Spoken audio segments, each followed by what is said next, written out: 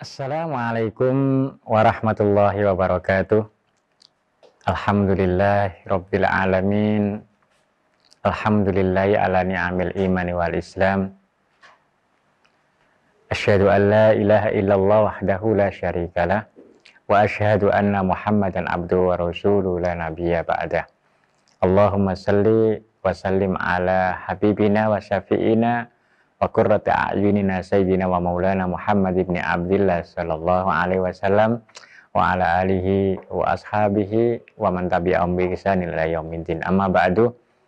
Sahabat sekalian yang berbahagia, alhamdulillah kita masih diberikan kesempatan oleh Allah untuk berjumpa kembali di episode kali ini yang insya Allah nanti akan kita bahas tentang posisi manusia, yakni mengembalikan posisi manusia pada tempat yang semestinya.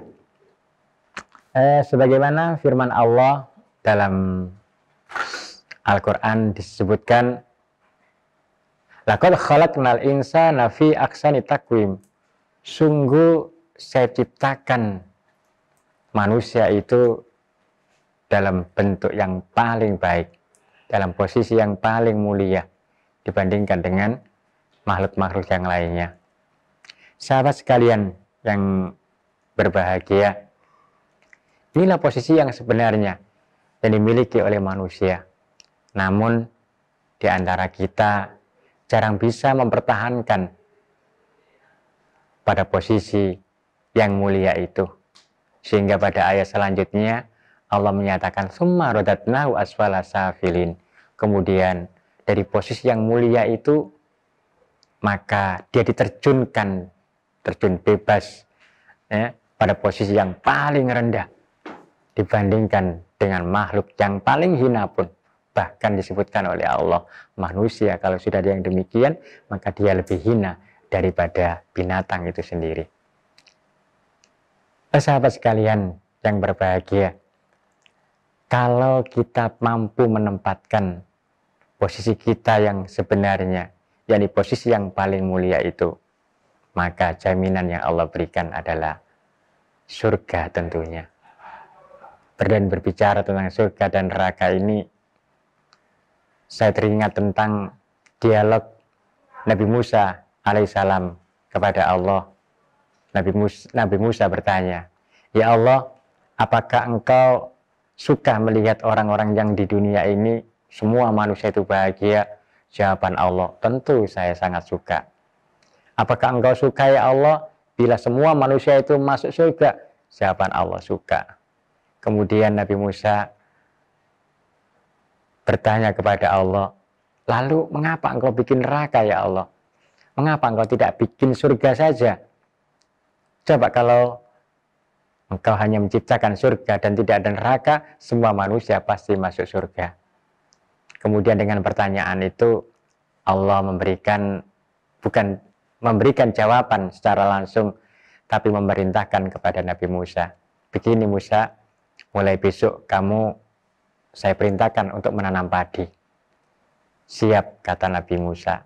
Maka Nabi Musa mulai menanam padi, dirawat, dipupuk, dan seterusnya. Sampai beberapa bulan kemudian, padi itu bisa dipanen. Setelah Nabi Musa memanen padinya, dikumpulkan semuanya, kemudian dipilah-pilah mana yang rumput, mana yang gabahnya. Kemudian gabah itu diolah lagi menjadi beras. Dan setelah menjadi beras, beras itu disimpan oleh Nabi Musa dalam satu tempat yang sangat bagus. Tentunya terhindar dari panas, terhindar dari hujan, terhindar dari lembab, agar kualitas beras itu tetap terjaga. Kemudian yang lain diapakan oleh Nabi Musa? Ternyata tidak semuanya disimpan oleh Nabi Musa. Sekamnya, rumputnya dibakar oleh Nabi Musa. Kemudian Nabi Musa ditanya oleh Allah, "Musa, mengapa tidak semua hasil panenmu itu kamu masukkan ke dalam kamar? Mengapa hanya beras saja?" Apa kata Nabi Musa? "Ya Allah, yang baik cuman berasnya, yang lain tidak bermutu, yang lain tidak berguna, maka saya bakar ya Allah. Ya, begitulah Musa, kata Allah. Saya ciptakan manusia dengan harapan semuanya menjadi baik. Semuanya pada posisi tempat yang mulia. Namun ada di antara mereka yang tidak mampu mempertahankan pada posisi yang semestinya. Maka mereka itulah sama seperti rumput yang kau bakar, dan manusia yang tidak mau menempatkan dirinya pada tempat yang semestinya, dia tempatnya ada di neraka.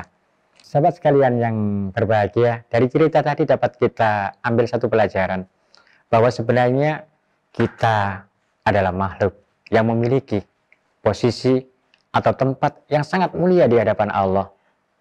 Namun jarang sekali di antara kita yang mampu mempertahankan pada posisi yang semestinya tersebut. Maka untuk itu, marilah kita terus berharap kepada Allah, memohon kepada Allah, berdoa kepada Allah, meminta kepada Allah. Mudah-mudahan Allah selalu memberikan kekuatan kepada kita, sehingga kita mampu dan selalu bisa berusaha untuk menjaga posisi kita sesuai dengan apa yang diberikan oleh Allah kepada kita, yakni posisi sebagai makhluk yang paling mulia dibandingkan dengan makhluk-makhluk yang lainnya. Mudah-mudahan sedikit ada guna dan manfaatnya dari apa yang sudah kami sampaikan. Sebelum kita tutup dengan satu kesimpulan, maka mungkin ada pertanyaan yang ingin disampaikan. Silakan. Pertanyaan yang pertama, bagaimana caranya agar posisi kita sebagai manusia tetap berada di posisi yang mulia di hadapan Allah? Baik, ya. Allah sudah menciptakan kita pada posisi yang mulia. Lalu bagaimana caranya agar kita tetap berada di posisi yang mulia tersebut? Maka sebagaimana disampaikan di ayat yang tadi dibacakan, ayat selanjutnya Allah memberikan satu solusi, Allah memberikan satu cara kepada kita, bagaimana agar kita bisa mempertahankan pada posisi yang diinginkan oleh Allah tersebut dan diidamkan oleh semua makhluk. Isi atau cara bagaimana kita tetap berada pada posisi yang sangat mulia itu pada ayat yang selanjutnya disampaikan, illal ladzina amanu. Dari mulai yang pertama, laqad khalaqnal insana fi ahsani taqwim tsumma radadnahu asfala safilin illal ladzina amanu. Yang pertama tentunya kita beriman kepada Allah, kita percaya kepada Allah. Yang iman yang itu ada tiga, kita laksanakan. Iman itu adalah al-tasdiqun bil qalbi, kita yakini. Dan yang kedua adalah al-qaulu bil lisan, kita ucapkan dengan lisan kita beriman kepada Allah dengan asyhadu alla ilaha illallah Muhammad Rasulullah.